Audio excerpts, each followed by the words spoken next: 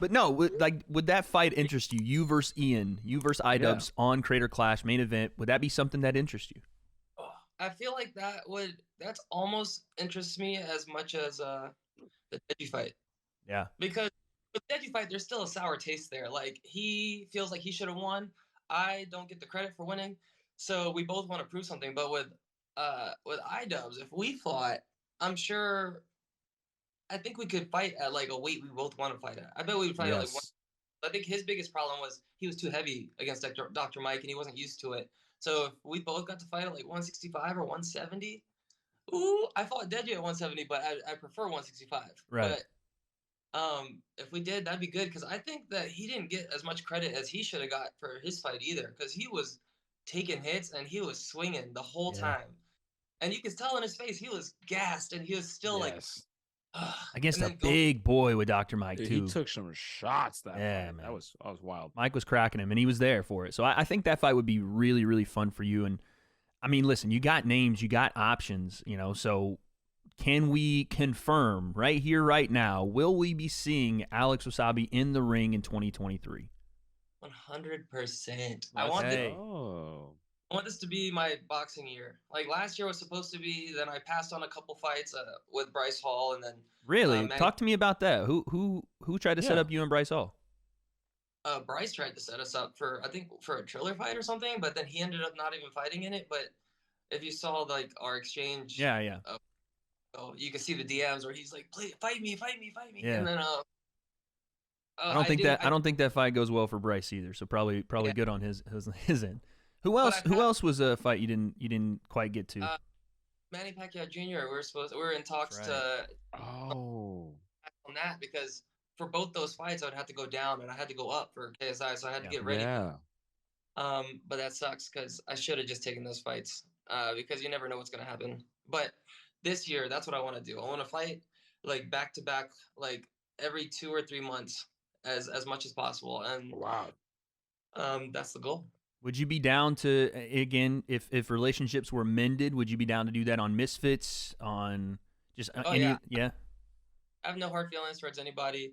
I've already explained my case. I know. I think it would just be a waste if we didn't get you on some of these big fights because of some petty kind of, I just don't think it makes a lot of sense. We need to have guys like you in the scene, and I think you'd be a great fit over there. But speaking of Misfits, talk to me about this, man. You got KSI and Dillon Danis coming up. I want your thoughts. What do you think about the opponent choice for KSI 1, and how do you think the fight goes? I don't really know too much, because the only Dillon Danis footage I've seen, I think I've seen you guys cover it, is like W. Alex watches the channel. W. Of course. There's no right. Nah, there's not a lot on Dillon. He has kept everything under lock and key pretty much. Yeah, we don't know too much then. But I think, if I'm guessing, I think Dillon Danis is like Pineda and Swarms combined. So I guess he's a little tougher.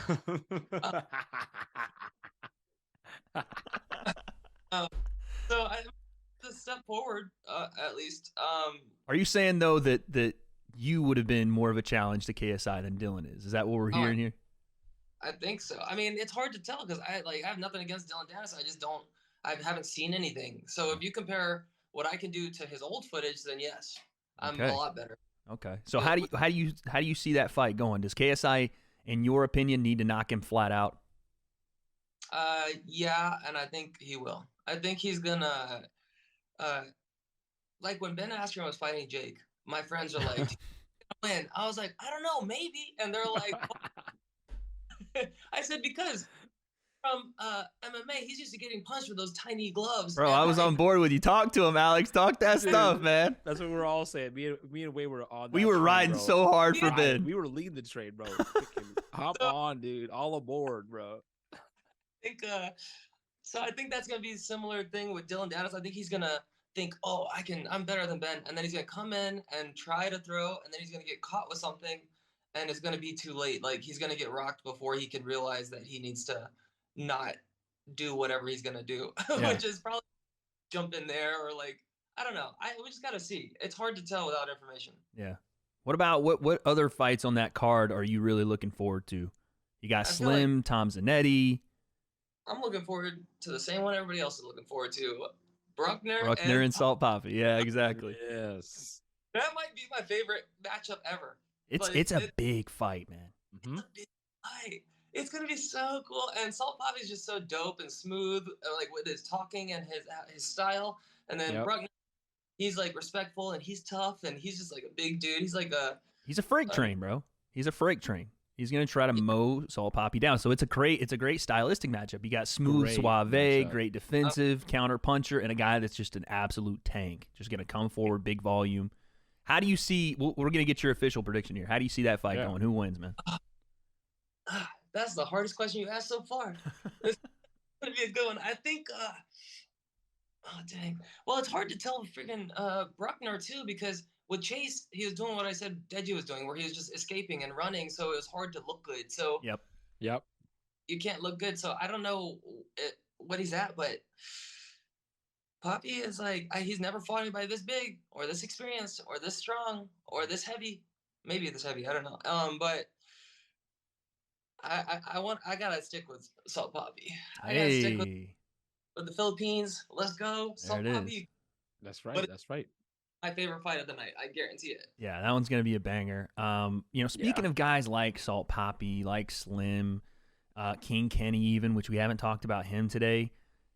How do you see yourself matching up? Because listen, it's almost inevitable. If again the relationships are mended here with Misfits, it's almost inevitable that you guys are going to share a ring. One of them. I don't know who, I don't know when, but your name's right there. So are you watching these fights not just as a fan, but with that kind of watchful eye and saying, okay, like let me keep a look on Salt Poppy, let me keep a look on Slim, like let me see what King Kenny does here. Is that something like out of those names you're always watching to try to figure out who and when you could possibly fight one of those guys? Yeah, I mean, I study everybody. I'm like, oh, he likes to do this. Let's see how he does against this. Yeah. So I'm always studying, even if I don't know them, even if they're not, even if I'm watching pro fights, I'm studying. I'm like, oh, what would I have done there? Or what should he have done there? Yeah. Sensei, who would Alex match up with best, you think, out of those names? Slim, Kenny, Poppy? Who do you think he matches up with best, man? I think Slim would be a banger. Yeah? Slim or Kenny, to me. Slim makes, I think Kenny, they're both similar weight. They're both a little, I know Kenny's a little bit above. I am a little surprised that hasn't been brought up, you versus Kenny. You already got the history with Daly in that squad. Like, yeah, you go and get the other guy from that team. You know what I mean? Like, why not? Me, either one of those. But I feel like Slim would, because he would just come forward. Oh yeah, Slim would be down to throw down, 100%. You know what I mean? You might be a little bit more of a chess match with Kenny. But yeah, Slim and Wassabi. Yeah, sign me up. That's a banger. You guys, something? I don't think I've said this before. For my Deji fight, I only had 8 spars. Oh wow. Yeah. You sound like me, bro. I was gonna say that's the Sensei game plan right there. Yeah. And now, my coach believed that. He was like, "This is your first time boxing. Nobody goes from nothing to like almost a pro fight." So he's like, "We got to work on your boxing technique. We are gonna make you spar a lot, and you're gonna spar against hard guys. You're gonna get rocked, but we got to focus on your technique." Most of the time, with his other fighters, he said I would put them in and they would spar because there's nothing like sparring. Like that's how you learn. Right. But you don't even know how to throw the punches correctly yet. So we're gonna super hyper focus on that, and then we're gonna put you in spars so you can figure out how to use it, and then fight. But everybody, nobody realizes 8 spars is not a lot for a camp. Yeah. And then no, not at all. I've sparred over 100 times, so it's gonna be a really big difference. I had 8. I went to a different country, fought in front of 13,000 people that hated me, and under the lights, and won. Now with over 100 sparring sessions, I don't even know what's gonna happen. It's gonna be. I'm excited to see what I can do. I think everybody that knows how seriously you take this is super excited. That's another thing too that no one really talks about outside of KSI, Logan, and Jake. Maybe Deji to a degree. You fought in some of the more. Like, you fought in one of the most hostile environments and kind of got thrown into the fire like no one else really has, in front of that crowd, in a different country, your first fight, no one really knowing. I mean, you're basically put there to lose, let's be honest.